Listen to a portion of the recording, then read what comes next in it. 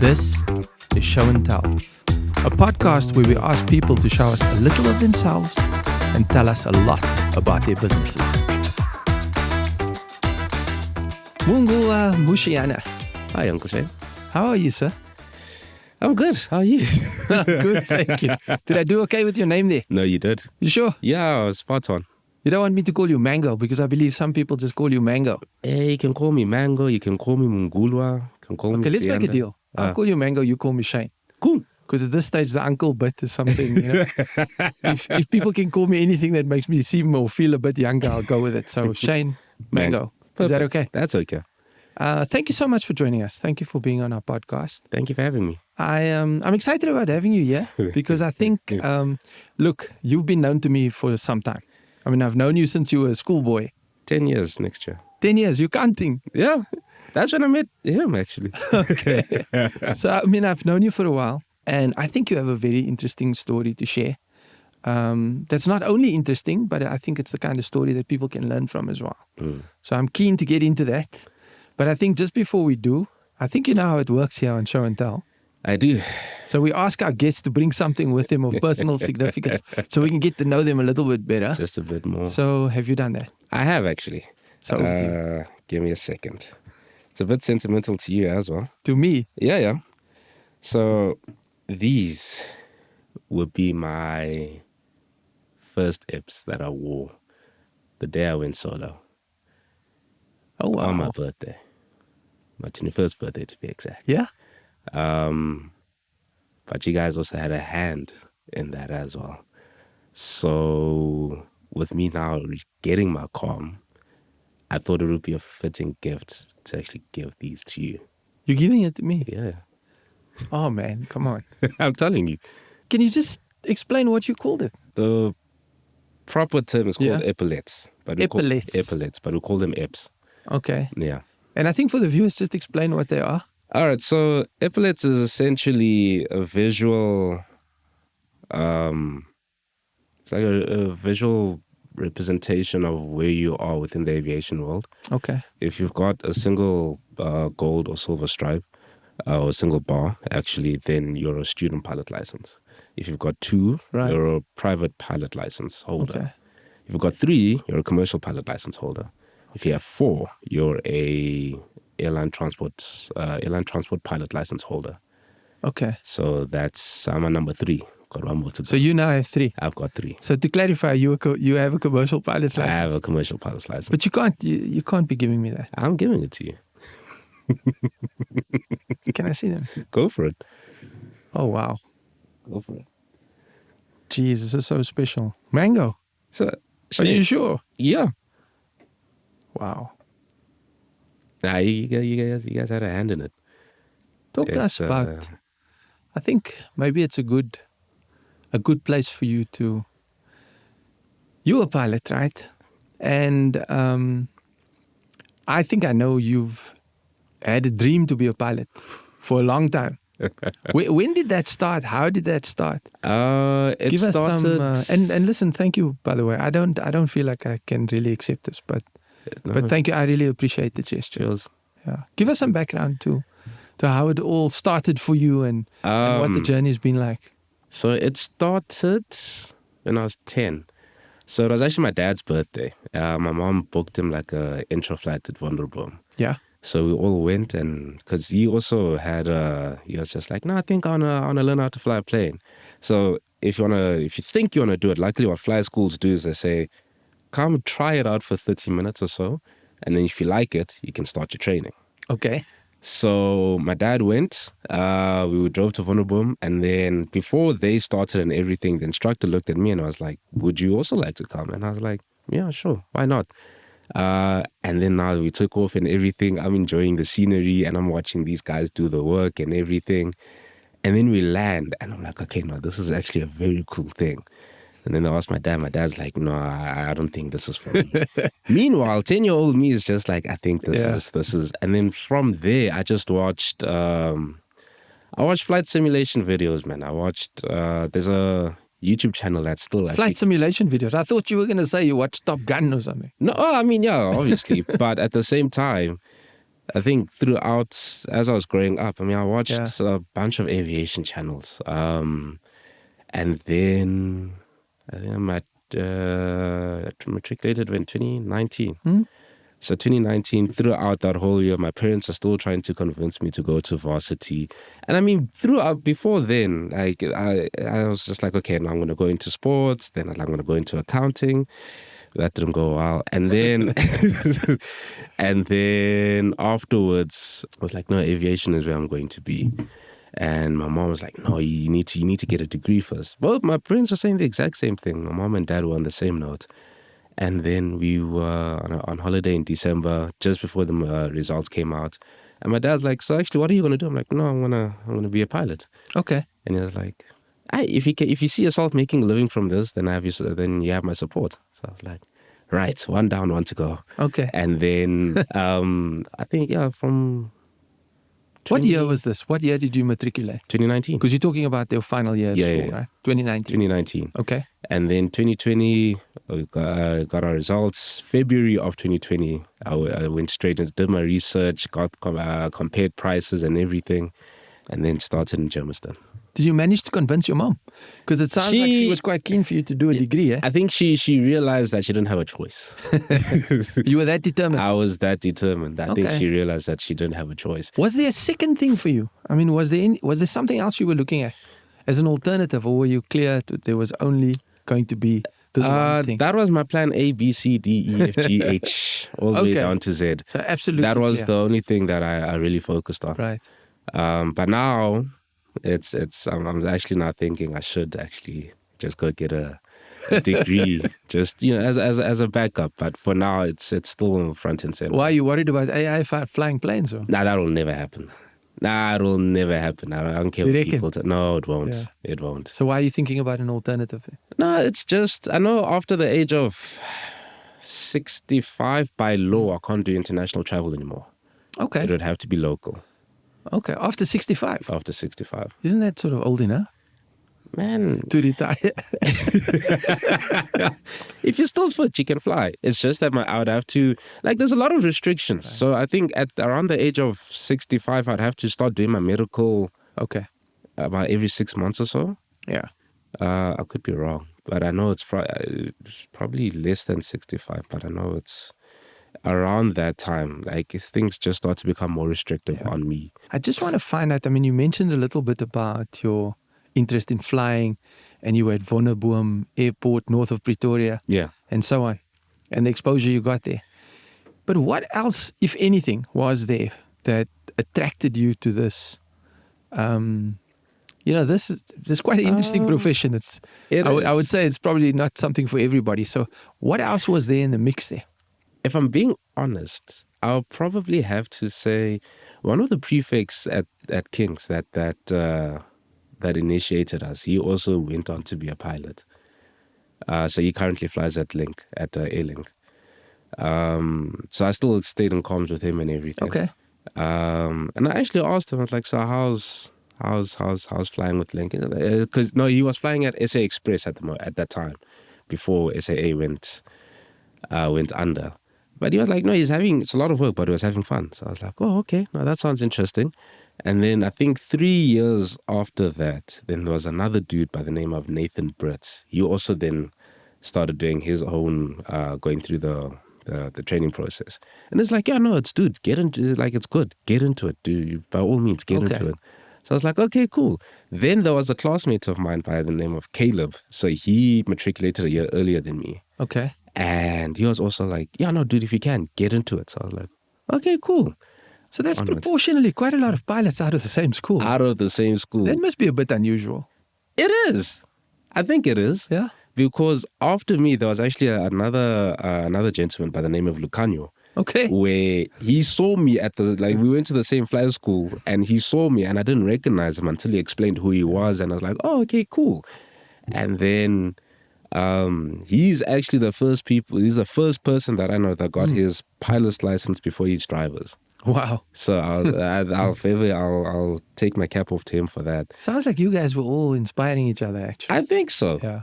I think so. So you had a dream, or a dream developed as a 10-year-old. You'll tell me if I'm sort of summarizing this properly. Right.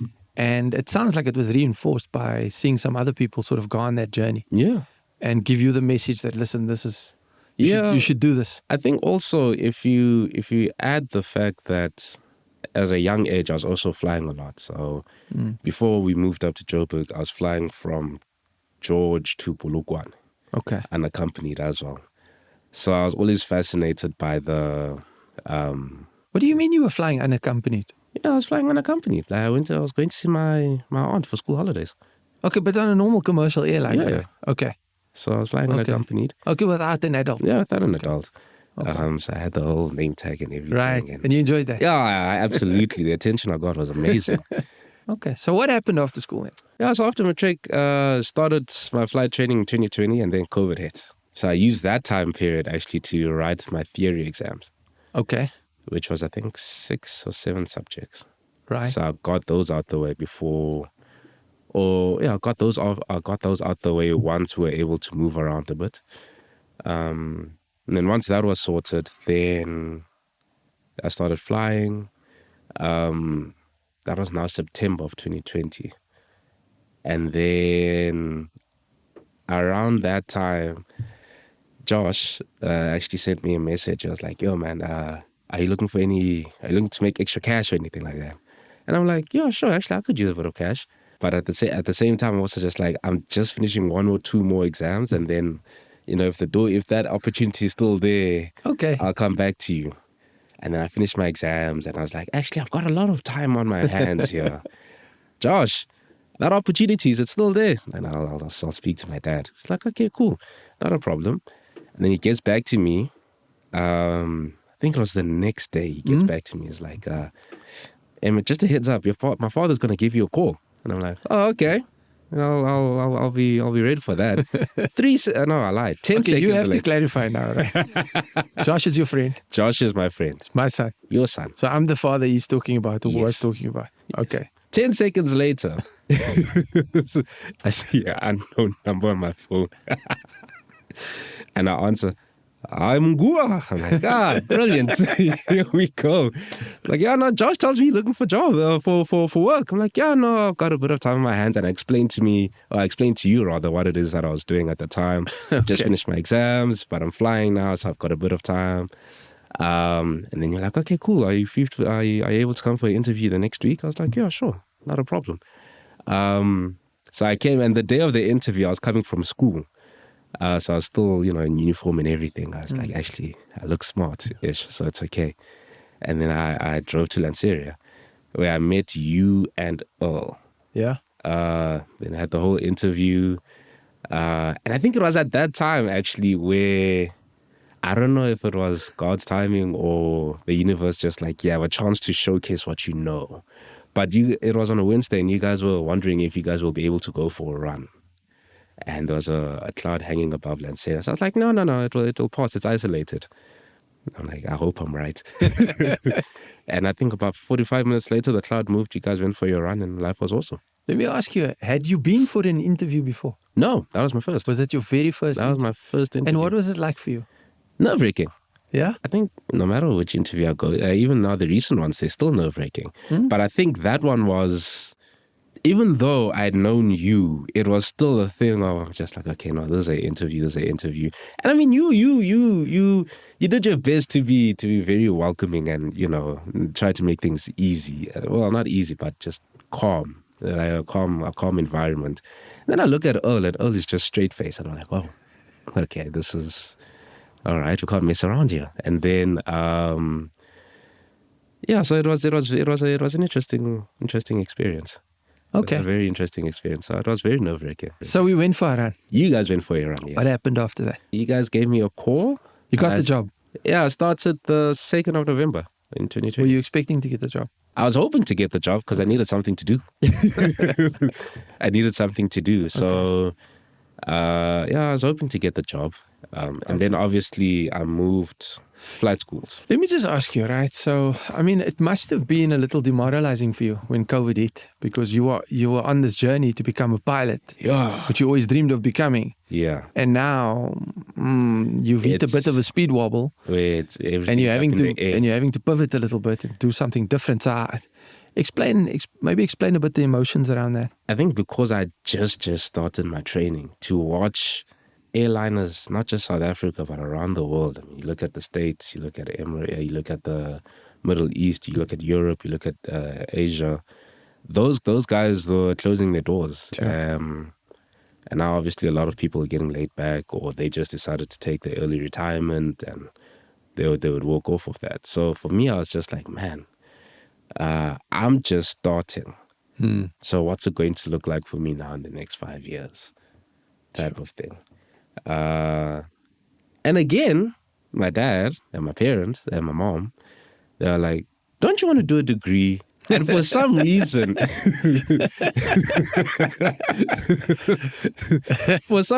I still said, no, I'm still going to continue with this. Even though I didn't know what the next 5 to 10 years looked like. Right. I still said, I'll make a plan, I'll find a way, but this is where I'm staying. And I think around that time, as we moved through COVID, there's a lot of people basically uttering the same thing, which was aviation, when it comes back, it's going to be busier than ever. And they used a bunch of different events that have happened in the past. 9/11. There was a point where there was a swine flu pandemic, and that also had a bit of a hit, and then it bounced back type of. So again, then that gave me a lot of hope. So I was like, okay, no, it's fine. There's still some hope. It's going to be challenging, especially now that we're in Africa, because aviation in Africa is not the same as aviation outside of Africa. Right. Because Africa, unfortunately, I feel like we're still trying to catch up. Okay, in which way? I think in every way. So keep in mind, training-wise, I know South Africa is considered to be one of the best, considered to produce some of the best pilots within the world.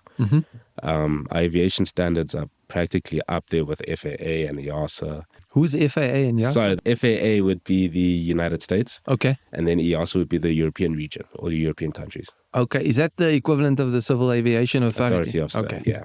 I think where we're trying to catch up is not a lot of people can actually go into training. If you do, you end up racking a lot of debt before you see it pay off. Right. I mean, you guys saw a bit of that, where you helped me with part of my initial training for my PPL. You guys helped out with that, and I'm very grateful for that. But I mean, when I finished, just to give you an idea, when I finished, it was over 700,000 that we paid out of our own pocket. Wow. So not a lot of people can physically say, that's expensive. Here's the cash. I think a degree is cheaper. Yeah, a degree is very cheap. It's a lot cheaper. Wow. I think in South Africa, SAA was the only carrier that had a cadet program. So if you finish matric, then they would, from PPL to your ATPs, they would cover that training for you. But only a select few. So that's where now some people could get into it. But now, obviously, since they went down, it hasn't really come back yet. I know about that cadet program. So now Airlink has that cadet program. Yeah. Do you know why I know about it? Huh? Because I applied for it. Oh, is it? Yeah. But I think I failed the psychometry. No, those I got a letter that was basically a one-liner saying, thanks for coming, but cheers. Yeah, no, they're very brutal. I'm actually quite grateful. No, they're very brutal about that. Yeah. They're so quick to reject you, but they take so long to let you know. Congratulations. Yeah. It's a very weird thing about this industry. So there's no degree that you can study to become a pilot, right? Anywhere in the world. That's not how it gets done. No. You either go through some cadet program with an airline, or you go privately. Privately. So there's a lot of flight schools around South Africa. Okay. Yeah. So you'd register with one of them, and then they train you to the standards that the CAA has set for each license. Okay. And if they deem you competent, then they issue your license. Okay. Yeah. So Munguwa or Mango, interesting nickname considering the South African airline industry, because we had an airline by that name not so long ago. We did. You had to step out of your training for a while and come work for Gulfstream there. Step out of it? No, I just did them in parallel. Oh, you continued to do the... You said something about moving flight schools. Yes. You moved to Lanseria, which is closer to where Gulfstream's head office is. Correct. Okay. And then how did it go to manage? Because now you had two things that you were managing in parallel, right? And how old were you at the time? I was 20, 21. So you're quite a busy young man. I was quite a busy young man. Okay. And to answer your question, through blood, sweat, and tears. And through great skill and determination. Sounds familiar. Sounds familiar. Yeah. Just when I started, there wasn't a lot of things that I was doing, and also where Power On was at the time, because that's where I came in, and then I learned a bit about the bulk business, and then Langa at the time, who was the person I was reporting to, she was like, okay, you are now Power On. So I'm like, okay, run with it. So at that time, Power On it was fairly new. So I still had a bit of time to figure out my feet as well. So it made it a lot easier to transition, but also, with bosses being so nice and allowing me to use my lunch break to go fly quickly and come back like nothing happened. Did you do that? Yeah.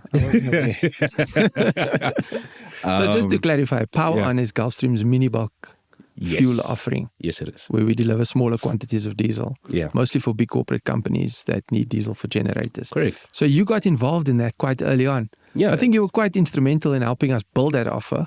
Yeah. Because you guys literally said, here it is, run with it. but what was your job? Did you have a job title when you walked in? I honestly can't remember. Okay, so you came in as an intern. I came in as an intern, and then I went to customer service intern, and then I went to Power On coordinator. Okay. Yeah. Okay. That was my journey. Was the job quite busy there? When I started, no, I think at the time we were doing about 30,000 liters a month. Mm-hmm. When I left, we were averaging 1.5 to 2 million a month. Yeah, that's right. But that was during the time of load shedding. Still. But still, just to show, it was, guys, that was also a period where I will never regret. I'm not gonna lie to you. I met some awesome people. I feel like I also redefined what office policies should be as well. What do you mean? No, so there was a point in time where where Power On was migrated to the shack. in the warehouse. In the warehouse. Yeah, so that was people just couldn't fit in the offices anymore. Yeah. So we needed to get that mobile container in. Exactly. And we put people in the warehouse. Right. Yeah. So that was now Power On's space. Right. So because the shack. The shack. It was Power On space. Like we knew we were gonna come in at a specific time. We know for a fact we're gonna leave the office late. Right. The bulk guys, not only specifically the finance department and logistics, they would only be concerned with us if either we're missing invoices or receipts or delivery notes. And then the logistics department would be a thing of your fuel's on the way, or there's a delay, or whatever the case may be. The truck broke down, God forbid. Other than that, we had our own space. Right. It was a thing of we get in there like, okay, cool. I mean, we, as busy as it was, there was a different type of closeness there.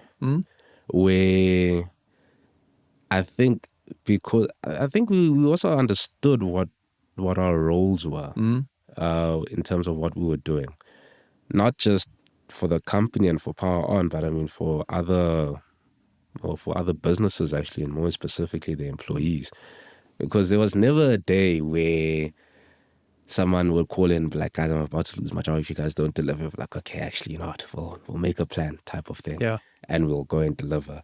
Or, I mean, I've also gotten away with a lot of things. And I mean, Josh, your son, was a witness to one of them. So as an example, Pick and Pay Northgate. Okay.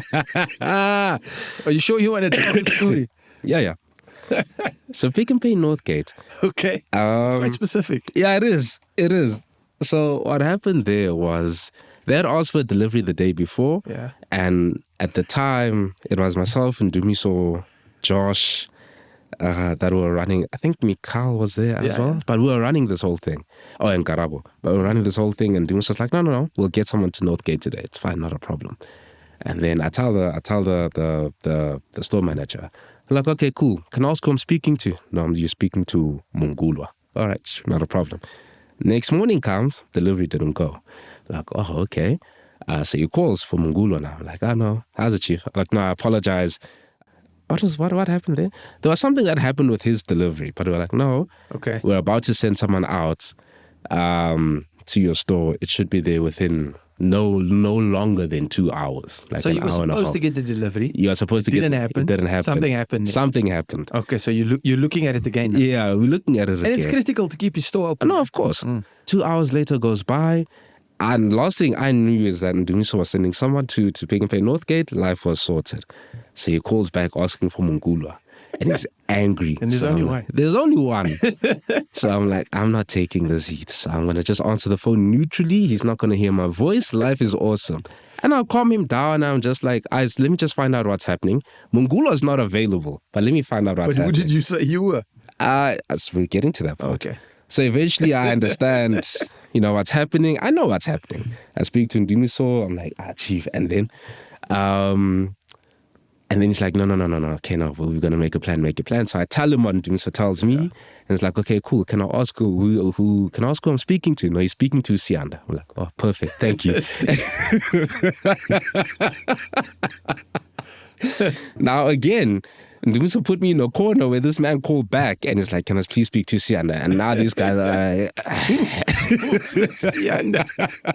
But he's obviously performing a bit better than Munguwa. Oh, 100%. And at that time, I think I was in a meeting or so. So now it was Josh's flame to sort out. Sorry, man. But that's just some of the nonsense that we caught up on. Okay. I think that type of intimacy and the type of environment, it actually built a lot of relations. I got to understand people that I didn't like before then. Audience. When I left there, I actually had a lot of name and shame. Yeah, no, of course. I don't know what was it about him. Like audience. What's not the lie? I don't know what. Did you see him when you walked in? Yeah, I did. No, no, we're okay, we're cool. But I think back then, there was something about him that just really knocked me the wrong way. Yeah. And then after when I left there, I was just like, actually, no, this dude is okay. Like, it's fantastic. It's perfect. So what did you learn there? Yeah, I learned a lot. Yeah, because you said people you didn't perhaps like initially. Later on, you were like, okay, these guys are okay. In their own way, they themselves have a lot that they're dealing with, and they're still finding a way to navigate power on. More specifically, power on and just the craziness of it, because at that time it was on steroids. And somehow, audience and because he was leading the finance team with Nomsa at the time.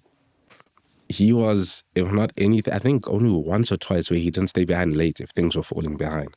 Yeah. And I would also stay behind because I'm just like, I'm part of this, so I'm going to help you guys catch up to where you need to be. So I saw that and I was just like, okay, actually, no, it's not just a thing of 8 to 5, off I go. And there'll be times where you leave the office at 11 o'clock, 11 o'clock, 10 o'clock, 12 o'clock, and then we'd still rock up the next morning at 8, like nothing happened. So I think through that, I was actually just like, okay, no, this dude's a very, very hard worker. And I think through that lens, I was like, no, he's someone that I can actually appreciate and have a lot of respect for. Yeah. Yeah. I think you do learn a lot. I can't remember because for me it was so long ago. Yeah, we gave you a lot of the grey hairs that you have now. Thanks. I think you do learn a lot as a young person coming into a corporate environment because for you it was the first time. First time. About people. Yeah. What else? What else sort of jumped out at you that perhaps you weren't expecting? It sounds very dumb, but everyone has their own background.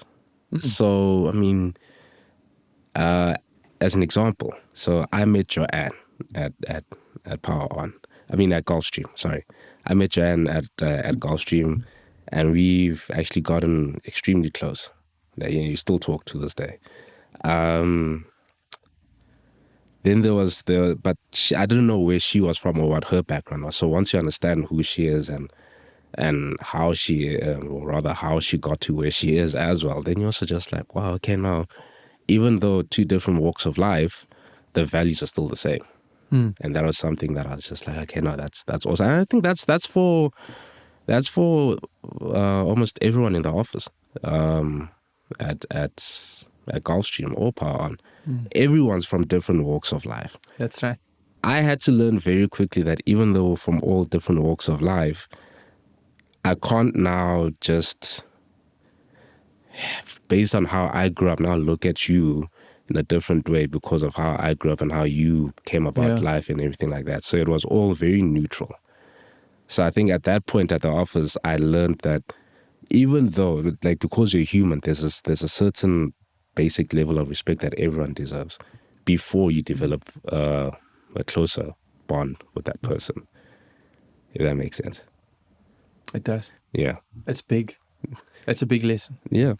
Well, it's a big realization. It's a big realization. It's probably one of the biggest that you can walk away with. Because I think that's quite different from school. Yeah. Because there are a lot more rules and regulations. Yeah, no, of course.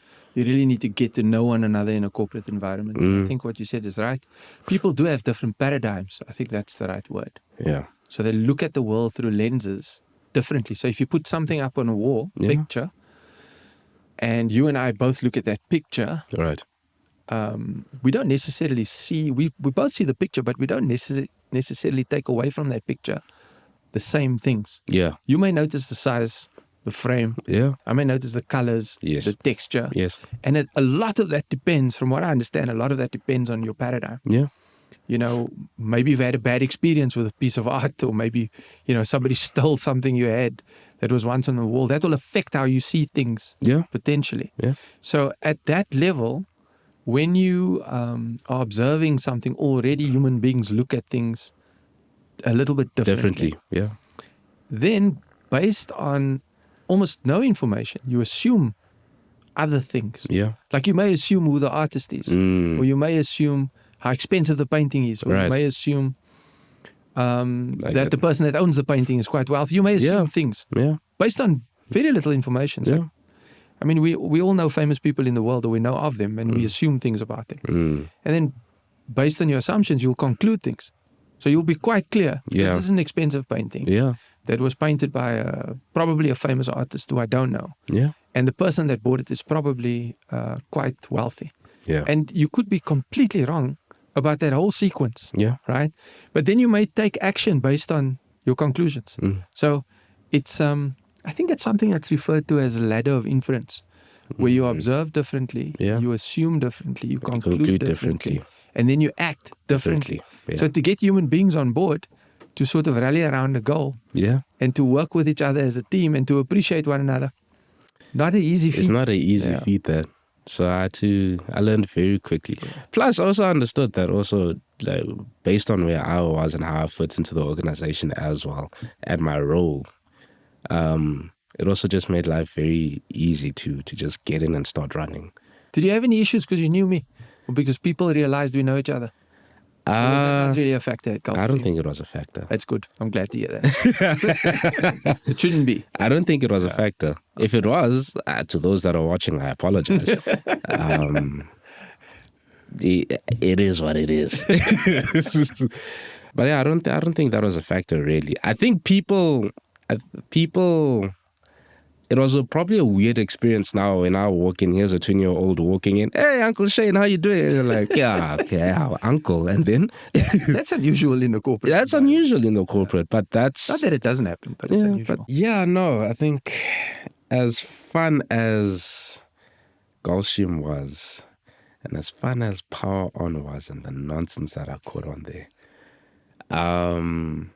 there came a time where I started thinking now, when do I start focusing on the original path and my original dream?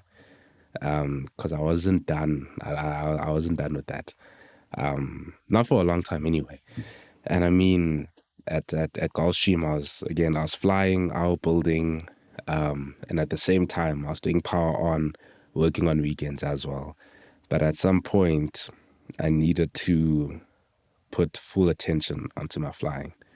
And I felt as if, and not in a bad way, but I felt as if power on was taking more time from that. Because, I mean, there would be times where I'd come in on the weekend and I'd open the gate for one of the delivery partners to come fill their bowsers, and then off they go again. Or at 10 o'clock at night or 9 o'clock at night, go to the yard and hop on with the drivers so that they don't fall asleep and go and deliver with them. So I felt it was taking away from this. And how long had you been at Gulfstream at the time then? 3 years. Okay. Yeah, it was about 3 years. Good innings. Yeah. Yeah? Yeah, about 2.5 to 3 years. And how far had you progressed with your private pilot's license? So I got my private pilot license at Gulfstream. Yeah. Actually, let's run through the milestones here. So my 21st birthday, I flew a plane for the first time. You guys were there to watch that. That's when you flew over the office. That's when I flew over the office. Your first solo flight, and everybody came out and cheered. That very one. What a moment that was. I remember What a moment Yeah. that was. And then I got my private pilot license about 4 months later after that. Then I started doing my hour building. But tell us about your first flight though. What was that like? First time on your own, taking off, flying, landing a plane, right? Yeah. And what plane was it?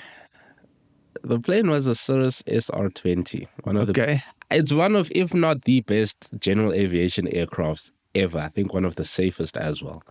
I think it's the only reason why my dad agreed, because of just how safe it is. And that gave him the peace of mind at home that my son's going to be okay no matter what happens. So I flew that aircraft, very powerful aircraft, and fast too. Yeah. Like that's one way it will get away from you if you're not ahead of it. Okay. Yeah. It's one of those where if you let the plane, they always say try and keep ahead of the aircraft. Don't let the aircraft control you, type of thing. Okay. Yeah. I'm sort of guessing what they mean. Yeah. But were you nervous though? I was. Or do you? I was Because I nervous, think people 'cause wonder it's- as a pilot, do you get trained, or are you exposed to so much training that when the day comes when you have to do it yourself, So then it's like, quite easy? Or is there a particular kind of nervousness associated with being there for the first time sort of on your own? There's definitely a nervousness because now you're just like, okay. I mean, at the time, and if I'm being honest, my dad was there. Actually, family was there. They were at the school. Yeah. My instructor was in the control tower. So he was now. So now obviously that means ATC is also watching me very closely. Yeah, but he's not in the plane. He's not in the plane, right? So as much as I'm just like, right, I'm going to go fly this plane. Then you take off, you're like, all right, damn, now I'm actually by myself. I cannot mess up here. Yeah.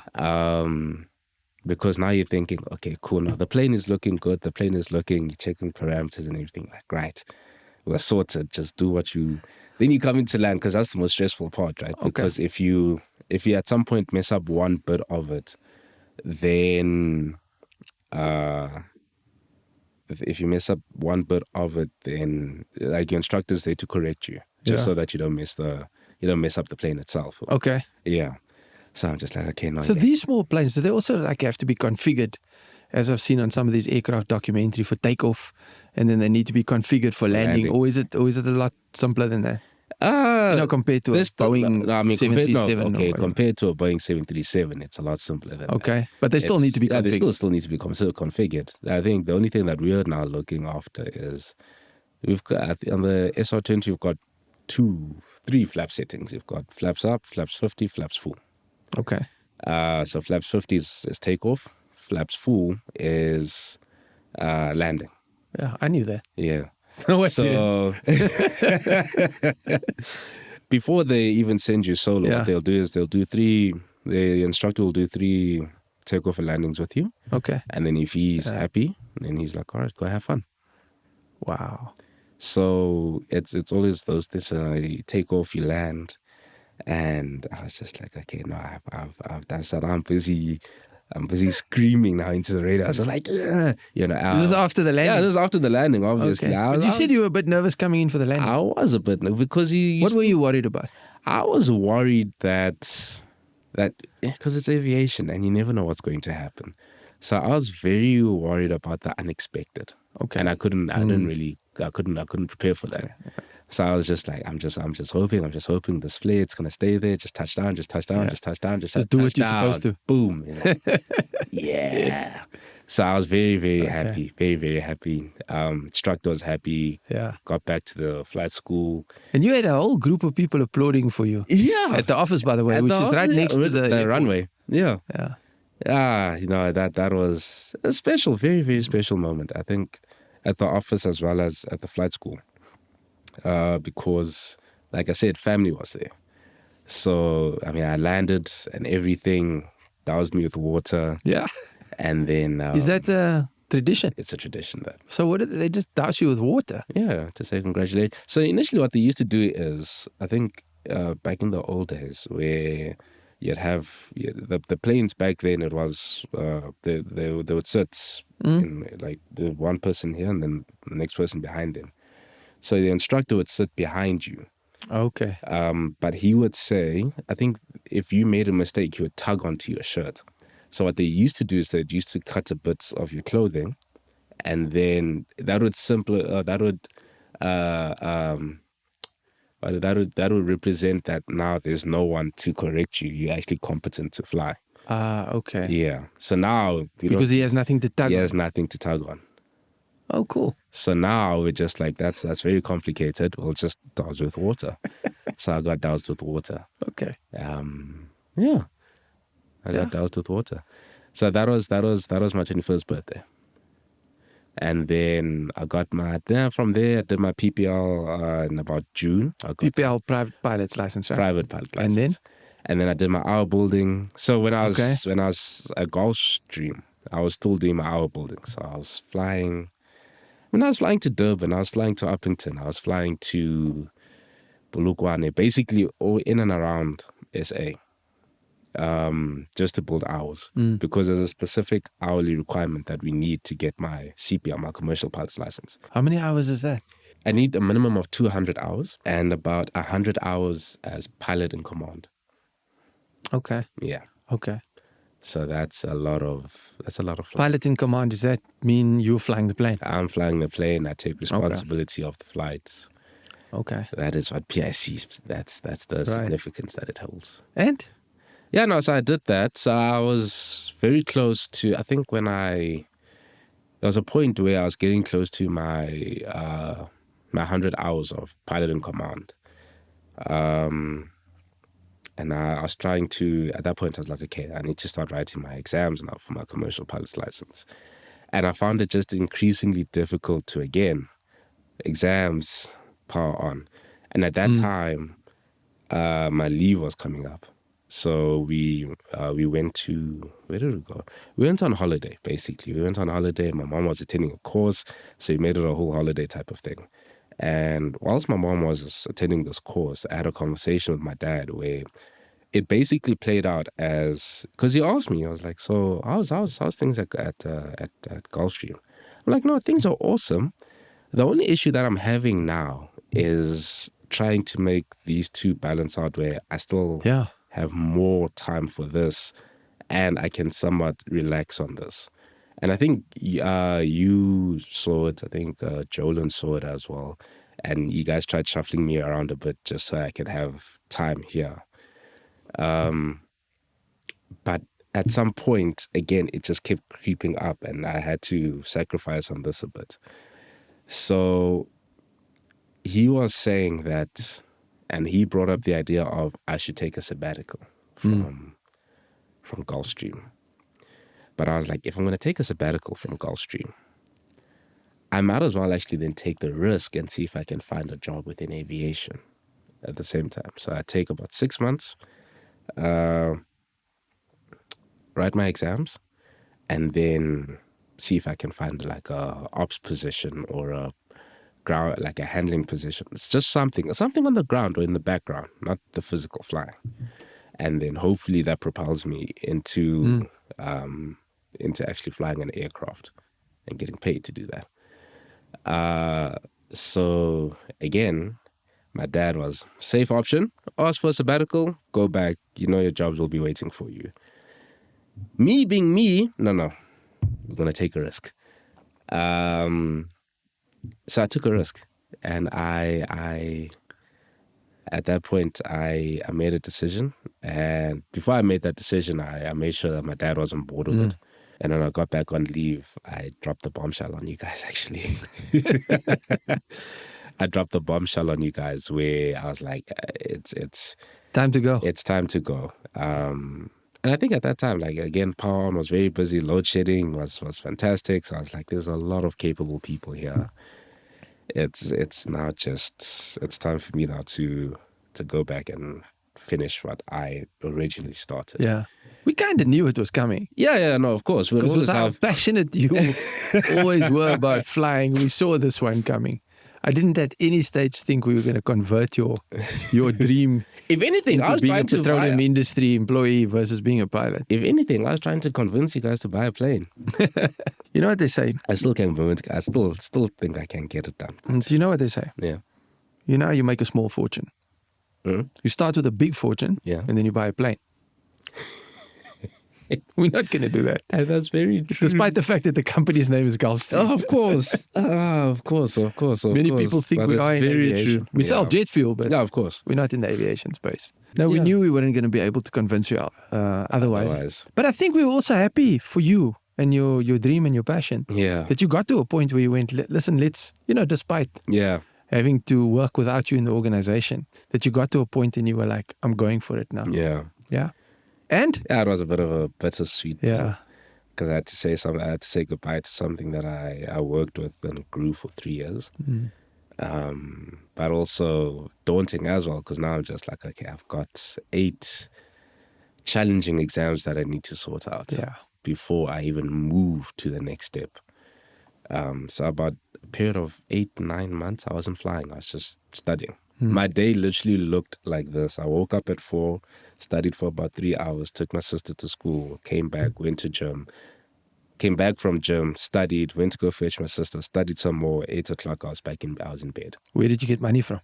Parents. Yeah, no. Mom and dad chip in? Yeah, no, they chipped in. But also I had some reserves that I saved up. Yeah. So I dipped into those first before my parents. So I think by month 5, then I was like, I need your guys' help. And that was that. Yeah. So I was actually chuffed with myself. But anyway. I think it's okay. I think you should be proud of yourself. I think it's quite a journey. And the reason I was saying earlier, it's such an interesting story, is because, yes, it's about you and we're talking about your personal journey. Right. But I think for a lot of young people, they have dreams. Yeah. Ambition, passion. Yeah. But they can't always walk a straight line to achieving it. Yeah. And in some cases, it's really hard for them to achieve it at all. Right. And in many cases, the only way to achieve it is to pivot, to divert, to take a longer route. To sort of get there. Yeah. But in your case, you managed to do it. I managed to do it. You should be proud of that. I'm very proud of that. I'm very happy. Because it's not an easy road. Keep in mind, being at Power On, there were some setbacks. Don't get me wrong. Which I learned how to take on the chin and just keep moving, and that helped me when I was still writing my exams. But even there were some exams where I was just like, I give up. Yeah, like it's one of those where I was just like, I don't know what to do anymore in order to pass, because I think there was two subjects where it took me about 4 attempts to pass. Okay. Which subjects were those? Maybe you shouldn't say. I'm not gonna say. I hope it wasn't something like navigation. Or No. Remembering to drop the landing gear. No. That's just how difficult those exams were. Right.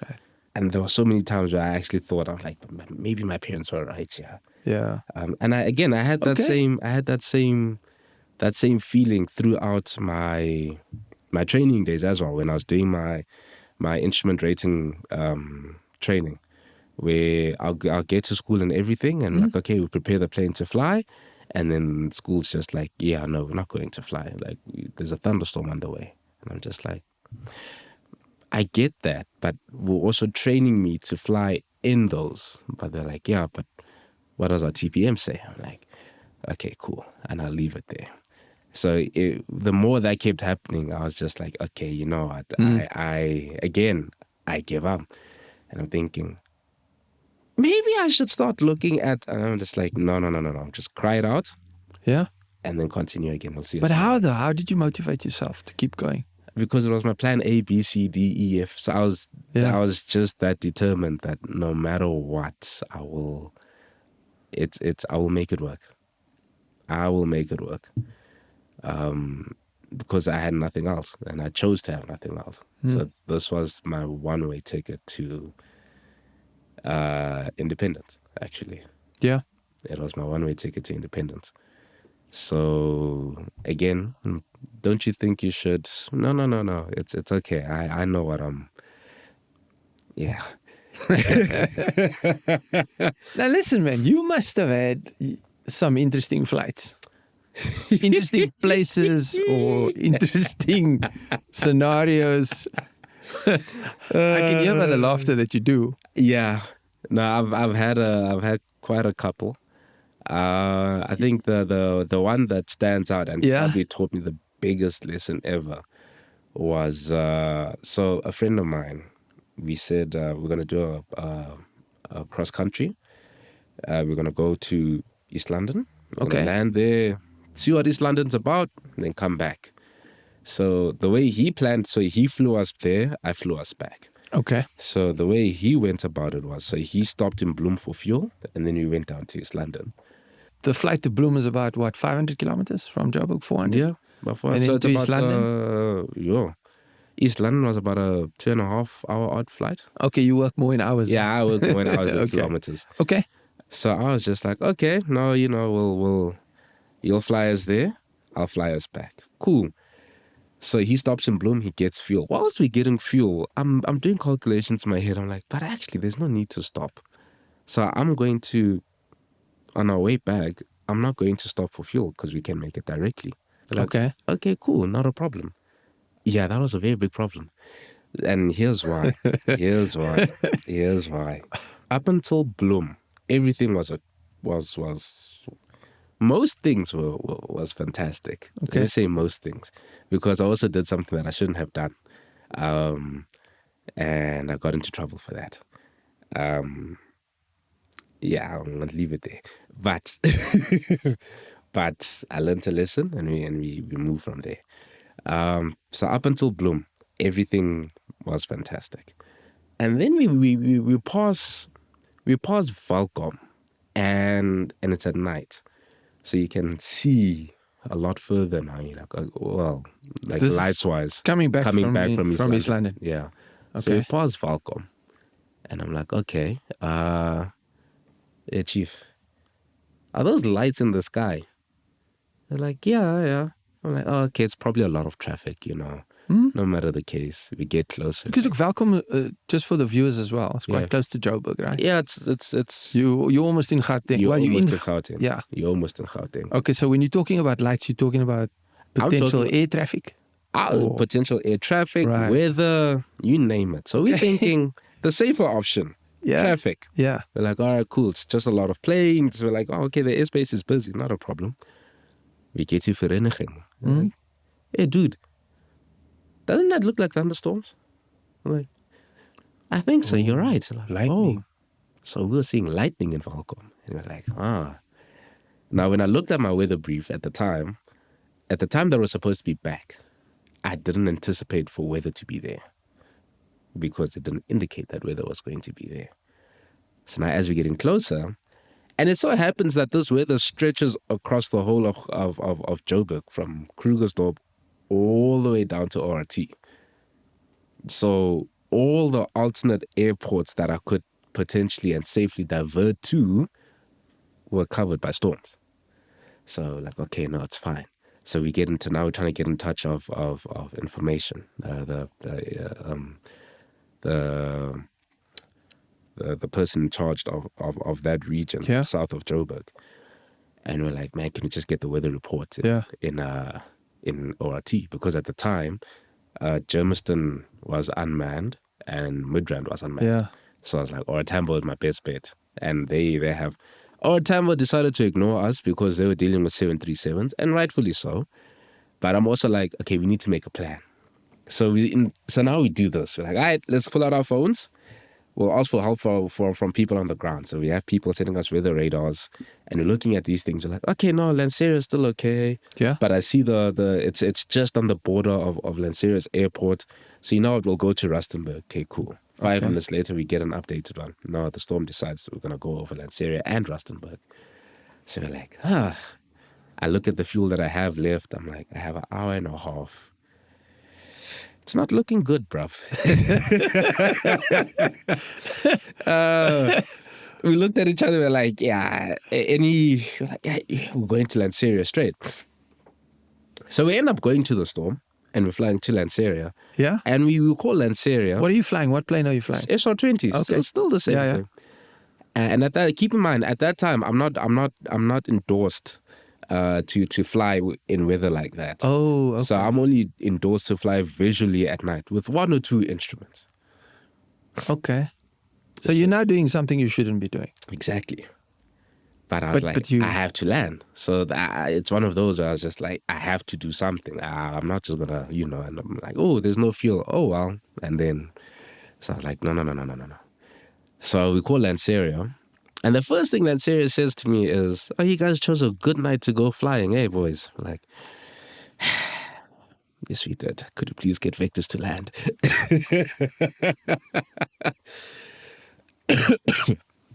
So eventually we land and everything. And as expected, the flight school gives me a call and they were like, we're going to ground you pending an investigation. And I'm like, I'm getting grounded. Why? But I know why. But, the shock is still there. Yeah. So they grounded me and then they called me in and we had a conversation. And in that conversation, they had every right to report me. Yeah. But what could you have done differently, though? Where was the mistake? The mistake was we decided to have lunch with some family in East London. And as a result, you flew back later than you anticipated. Okay. And I think at the time, it's just like, it's lunch. You're still looking at the weather. No, the TAF says it's going to be okay. It's okay. Life is awesome. But at the end of it, after that conversation, it took me about 3 months to get back into a plane. Seriously? Yeah, about three. Because you were grounded or because... No, because you were uncomfortable. I realized that, one, I wasn't just responsible for the flights, like for my life, but I was also responsible for my friend's life. Yeah. So now I'm thinking, damn, how was I going to explain this to his mom if I had survived and he didn't? Hectic. Type of thing. Hectic. So that hit me very quickly. And because of that, it took me about 3 months to get back into a plane. And then obviously it was just a thing of, I plan better, try and stick to your original schedule. It's aviation. Anything can happen. So you must just learn how to deal with that. But I think that the biggest one there that it took away is that I was responsible for my friend's life at the time, hence pilot in command. Yeah. So the responsibility falls on me for that entire flight coming back home. And ever since then, my lens for flying changed. So, back then I took it seriously, don't get me wrong. Sure. But I think now through that lens, I took it more seriously and I actually understood the significance of it. It's no longer about, I've got 100 hours of PIC, I can fly that plane now type of thing. It's now a thing of, I've got 100 hours of PIC, I have the experience to actually conduct this flight as safe as I possibly can. It's a damn serious business. Yeah, it's a damn serious business. Yeah. Very, very serious. It's quite a story. I heard a story. I don't know how true this is. Okay. That you once had to go and fetch, I don't know if it's a heart. That now ties into where I currently work. Right? You had to go transport an organ for transplant. So that's very true. Yeah. We do multiple of those actually. Okay. So This is not currently where I work. it's not unusual. So, no, at first it was. Okay. Because I was just like, oh, okay, I'm holding a cooler box of lungs and I'm holding a cooler box of a heart. And Are you serious? if I fall, then well, you know, That's it. it's that's that. Someone's gonna die. Yeah, of course, 100%. Because they're like they've been cut open. They're waiting for you. Yeah. So now it's just So you carry the organs yourself. yeah. You So have. we move them from our aircraft to the helicopter. Okay. So it's just a thing of you come with me, you take this, off to the helicopter we go, you start, and off you go. Okay. So you work for a company that does this or renders this as a service. Yeah. So the company I work for is Guardian Air. Yeah. It's a medevac / air charter service. Okay. So medevac basically it's picture ambulance, Mm-hmm. the setup of the inside of the ambulance, and then picture like your medium-sized private jets. Okay. Their configuration has now been configured to look like an ambulance in a way. So you've got a bed which has its own oxygen cylinders, and then the med crew bring their own medical equipment based on the severity of the case, and then we just supply the pilot and the plane, and we take off and we go fetch the patient, we bring them back, and then once they're offloaded, then we go back to our hangar, we clean up the aircraft, and tomorrow it's a new day. Wow. I left something serious where I was helping ordinary South Africans keep their jobs to now helping ordinary Africans stay alive. And potentially, obviously, Europeans. And I mean, lately we went to Brazil to drop a patient off. Okay. Not so long ago, we went to Geneva to drop a patient off. Can you fly across the Atlantic in a small plane? No, range-wise. Well, how do you do that? No, we can. So we used our trijet. Okay. What's the range? About 3,000 nautical miles. Okay. So the way we did it was we flew to Sao Tome, which is just south of Ghana. Mm-hmm. And then Sao Tome, we flew across the pond to Brazil. Okay. Now, Mango, you've gone on and managed to get the 3 stripes you were talking about, right? Yes.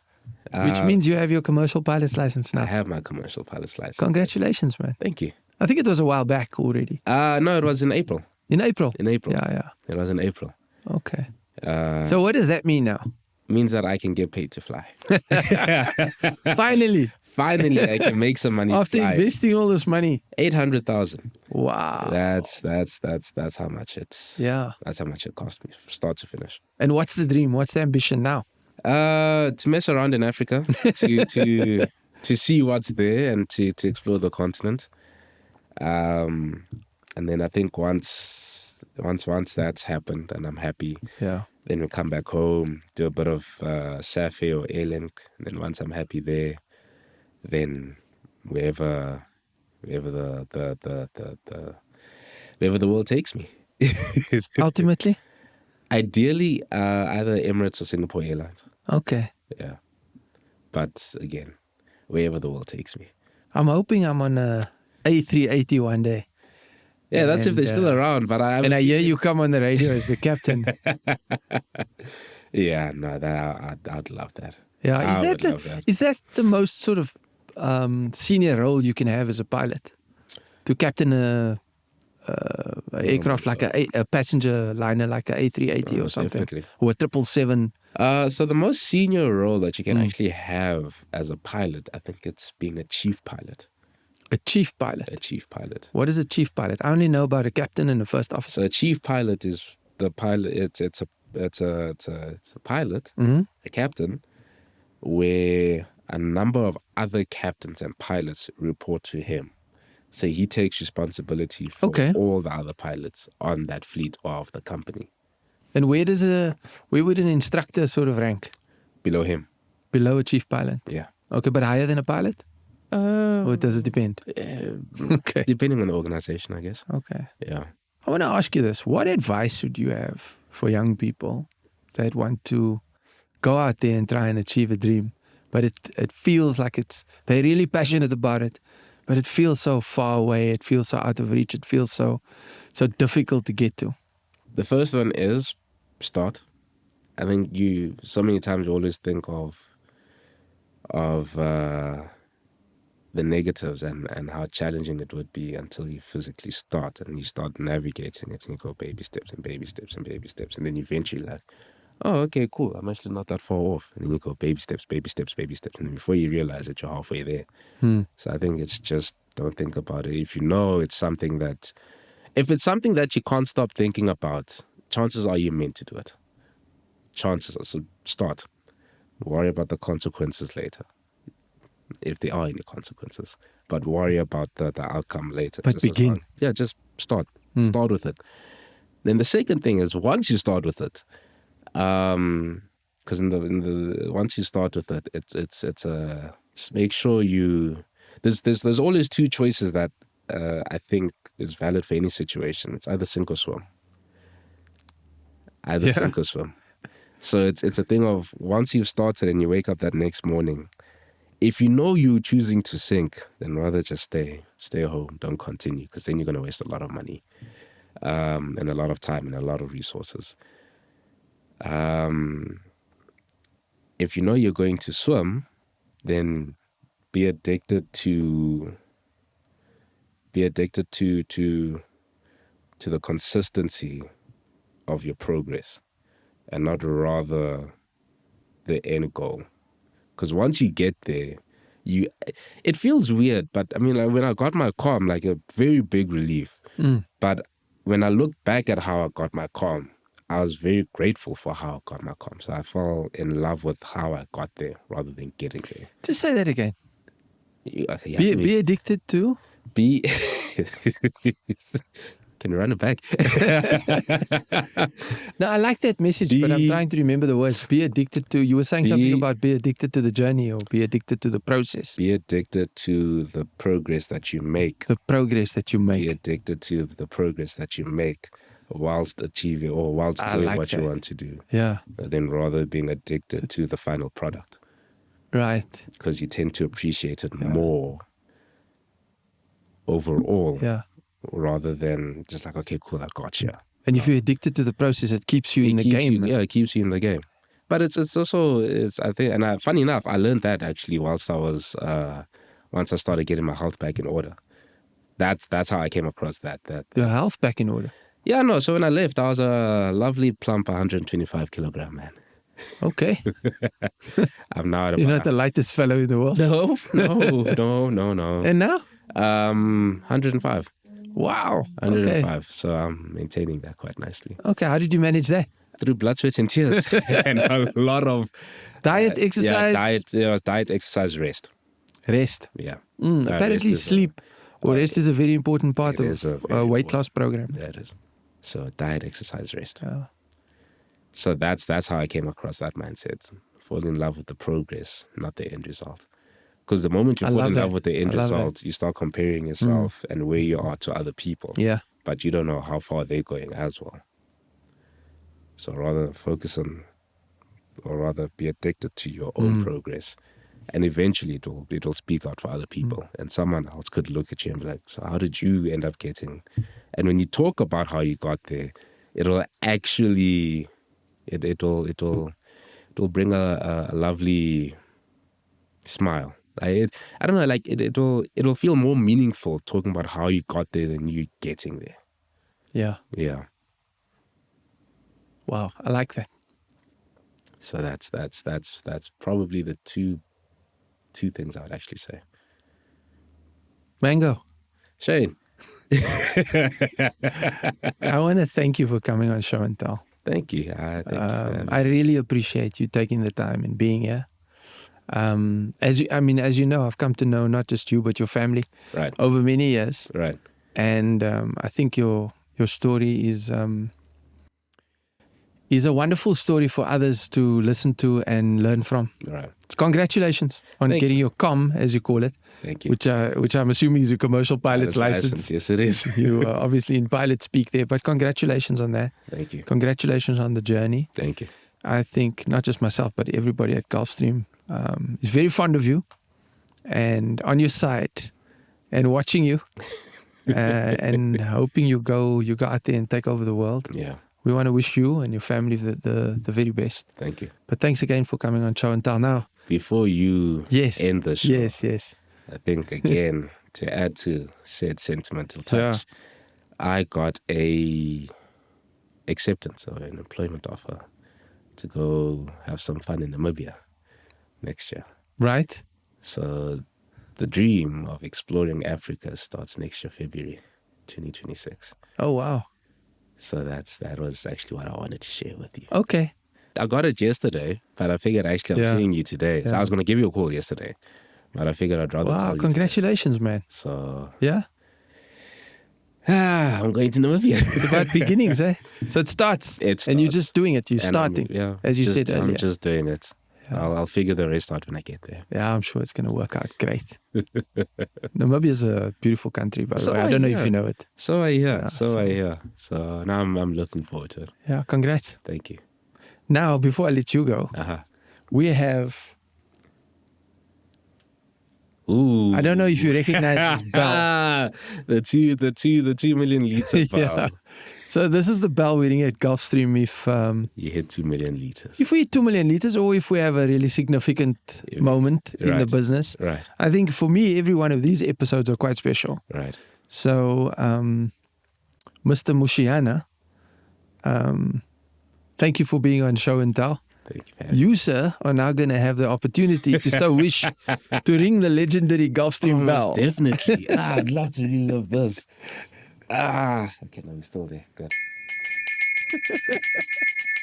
Fantastic. Thanks, and all the best.